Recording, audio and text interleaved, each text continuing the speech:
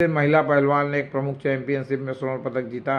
उन्होंने उसे अपने कमरे में बुलाया, उसे उसकी इच्छा के विरुद्ध अपने बिस्तर पर बिठाया और उसकी सहमति के बिना उससे जबरदस्ती गले लगाया।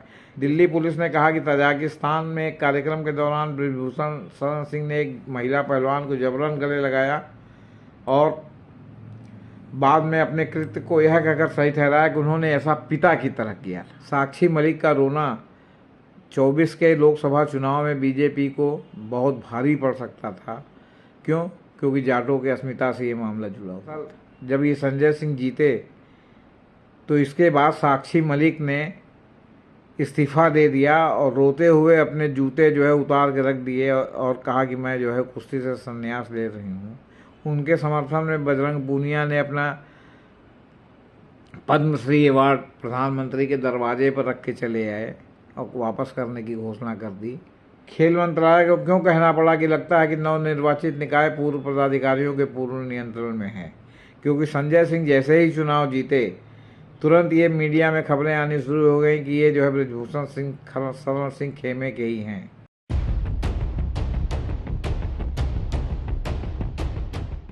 अम्बेडकर नामा पर आपका स्वागत है। मैं हूं जेपी सिंह।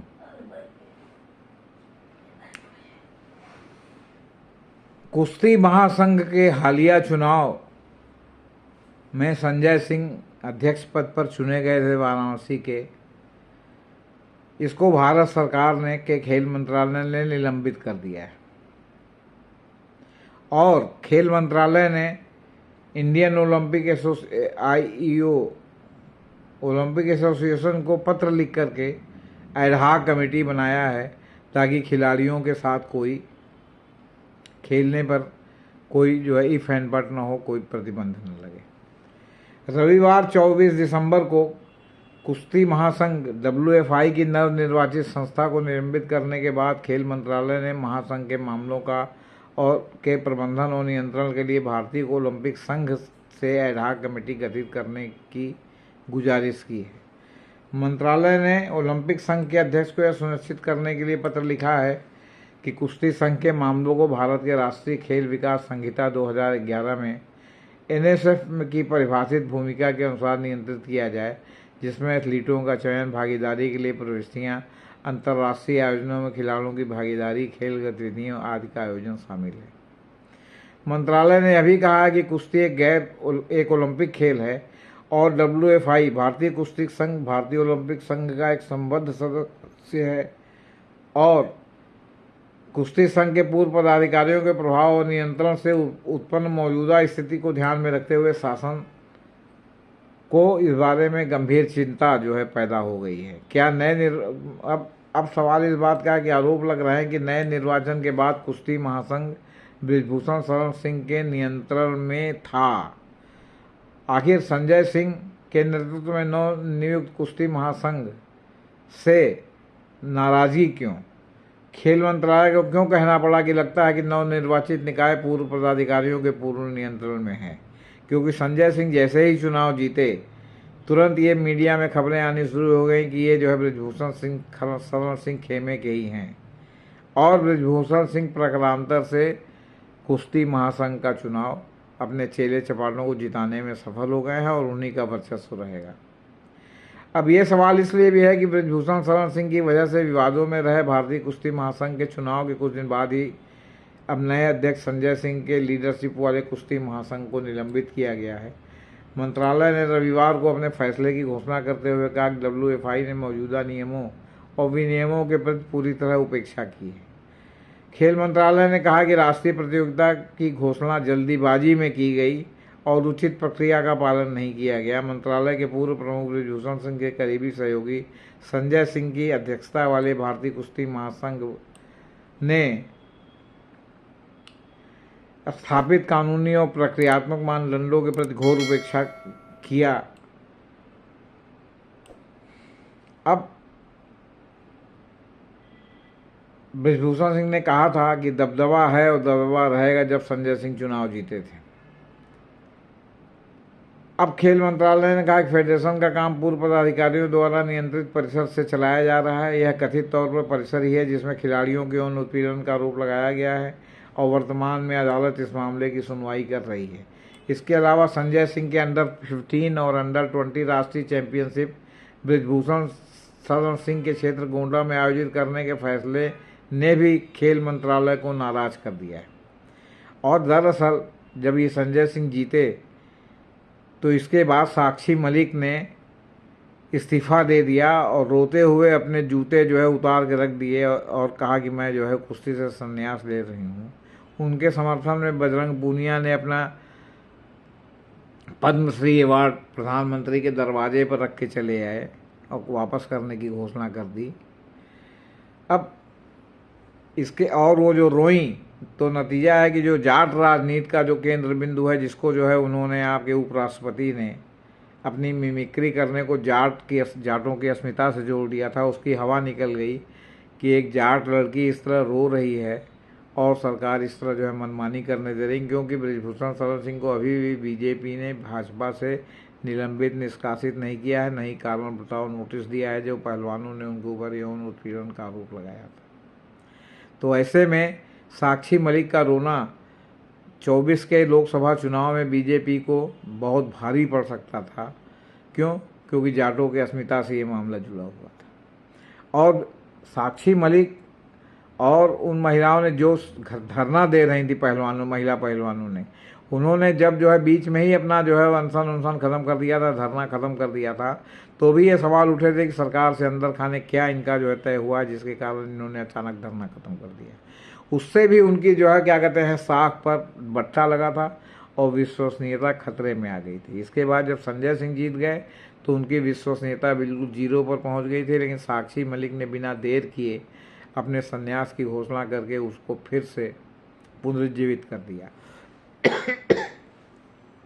अब ये बयान में कहा गया है कि यह घोषणा जल्दीबाजी में की गई है, उन पहलवानों को पर्याप्त सूचना दिए बिना जिन्हें एक राष्ट्रीय प्रतियोगिता में भाग लेना है और WFI के संविधान के प्रावधानों का पालन नहीं किया गया।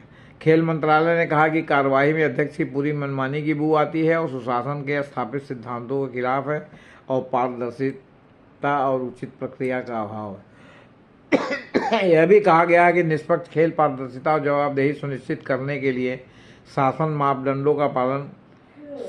मापदंडों का पालन करना महत्वपूर्ण है। यह एथलीटों, हितधारकों और जनता के बीच विश्वास बनाने के लिए अहम है। संजय सिंह की नियुक्ति का पहलवान विनेश फोगाट, साक्षी मलिक और बजरंग पूनिया ने विरोध किया था। जहां साक्षी ने विरोध स्वरूप संन्यास की घोषणा कर दी थी, वहीं बजरंग ने अपना पद्मश्री अवार्ड जो है वो लौटा दिया था और प्रधानमंत्री से नहीं मिल पाए तो उनके दरवाजे पर रख के चले आए थे। कुश्ती छोड़ने की घोषणा करते हुए साक्षी मलिक ने कहा था कि बहुत साल लगे हमें हिम्मत जुटाने में, तब जाकर हमने रेसलिंग फेडरेशन के अध्यक्ष ब्रिजभूषण के खिलाफ लड़ाई शुरू की थी, लेकिन जो चुनाव के नतीजे आए हैं उससे हम निराश हैं। ब्रिजभूषण का ये राइट हैंड है संजय सिंह, जो उसे अपने बेटे से भी अधिक प्रिय है और उसका बिजनेस पार्टनर भी है। वह फेडरेशन का अध्यक्ष बन गया। चुनाव से पहले संजय सिंह के खिलाफ खड़ी हुई अनिता सेवनाल ने इंडियन एक्सप्रेस से कहा था कि अगर संजय कुमार जीतते हैं तो ब्रिजभूषण का कुश्ती महासंघ के कामकाज में दखल बना रहेगा और महिला पहलवान सुरक्षित महसूस नहीं करेंगी। उन्होंने यह भी कहा था कि ब्रिजभूषण के किसी भी करीबी को ये चुनाव नहीं लड़ना चाहिए। यदि भूषण के वफादार चुनाव लड़ते हैं और जीतते हैं तो कुश्ती महासंघ में कोई सुधार नहीं होगा।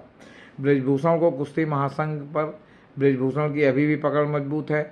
हर कोई जानता है कि मैं जिसके खिलाफ चुनाव लड़ रही हूँ वह ब्रिजभूषण का करीबी है। अगर महिला पहलवानों को सुरक्षित महसूस करना है तो कुश्ती महासंघ की उचित सफाई की ज़रूरत है। अगर चुनाव बदलाव नहीं लाते हैं तो इसका मतलब है कि यह ब्रिजभूषण के पूरी तरह से कब्जे में है। ये वही ब्रिजभूषण शरण सिंह हैं जिन पर देश की शीर्ष महिला पहलवानों ने यौन उत्पीड़न के मामले में कार्रवाई करने के लिए एड़ी चोटी का जोर लगा दिया था। पुलिस में से घसीटी गई, मेडल तक को गंगा में बहाने की नौबत ला पड़ी, लेकिन आखिर में उन्हें ऐसा नहीं करने के लिए मना लिया गया।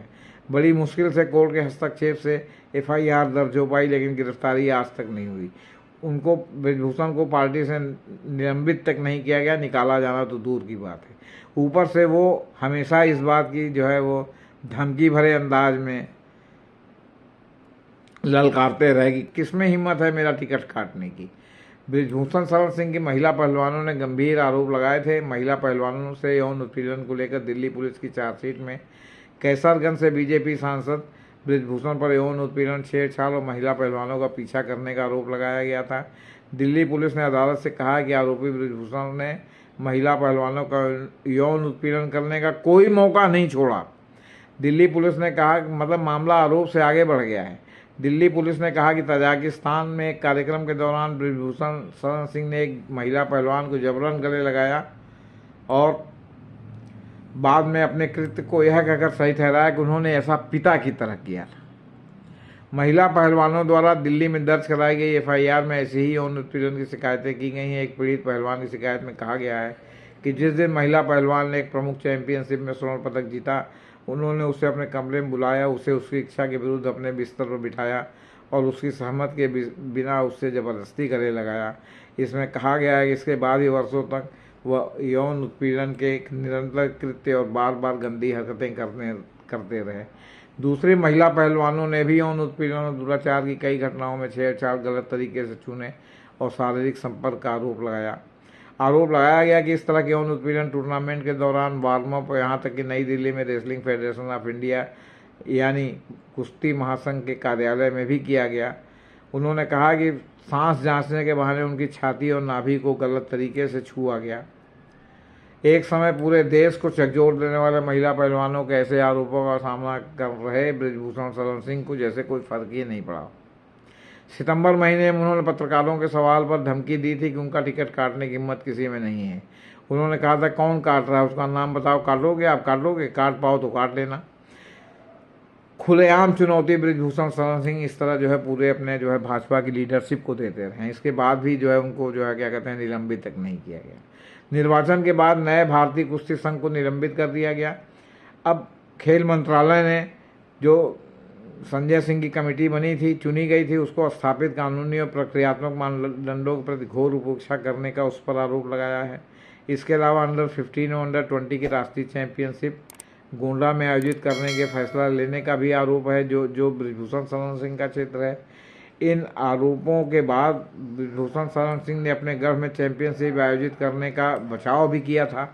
उनकी टिप्पणी थी कि भाजपा प्रमुख जेपी नड्डा से मुलाकात के बाद एक संवाददाता सम्मेलन में उनकी टिप्पणी आई थी कि नंदिनी नगर को प्रतियोगिता स्थल के रूप में चुना गया क्योंकि देश के कई अन्य क्षेत्रीय इकाई इतने कम समय में टूर्नामेंट की मेजबानी के लिए तैयार नहीं थी। ब्रिजभूषण शरण सिंह ने यह भी कहा था कि उन्होंने एक तरह से कुश्ती से संन्यास ले लिया है, वो आगे में चुनाव में व्यस्त रहेंगे।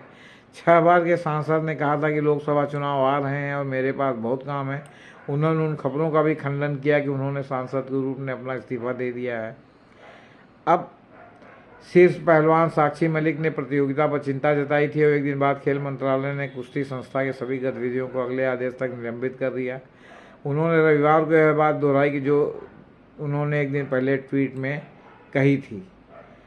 उन्होंने कहा था कि मैंने कुश्ती छोड़ दी है पर कल रात से परेशान हूँ। वो जूनियर महिला पहलवान क्या करें जो मुझे फ़ोन करके बता रहे हैं कि दीदी इस 28 तारीख से जूनियर नेशनल होने वाले हैं और नई कुश्ती फेडरेशन ने नंदिनी नगर गोंडा में करवाने का फैसला किया है। गोंडा ब्रिजभूषण का इलाका है। अब आप सोचिए कि जूनियर महिला पहलवान किस माहौल में कुश्ती लड़ने वहाँ जाती। क्या इस देश में नंदिनी नगर के अलावा कहीं भी नेशनल करवाने की जगह नहीं है? कुश्ती संघ भंग होने पर साक्षी मलिक ने कहा कि हमारी सरकार से कोई लड़ाई नहीं है, लड़ाई सिर्फ एथलीट से थी। मुझे बच्चों की चिंता है। हमारी लड़ाई महिला पहलवानों के लिए थी जो कुश्ती संघ में बेटियां खेल रही हैं, उनके लिए थी। केंद्रीय मंत्रालय द्वारा भारती को निलंबित करने पर साक्षी मलिक ने कहा है कि यह बेहतरी के लिए हुआ है। हम तो कह रहे थे कि यह बेटियों और बहनों की लड़ाई है, यह पहला कदम है। उम्मीद करूँगी सरकार हमारे पक्ष में कदम उठाएगी। साक्षी ने यह भी कहा कि हम चाहते हैं कि कुश्ती संघ की अध्यक्ष महिला हो, एक अच्छा कुश्ती संघ हो, आगे आने वाली बच्चियां सुरक्षित रहें, उनका यौन उत्पीड़न न हो। साक्षी मलिक ने कहा कि हमारी सरकार से कोई लड़ाई नहीं है। बहरहाल मैं चाहती हूं कि जो आने वाली बेटियां हैं उनको न्याय मिले। मैंने तो संन्यास का ऐलान कर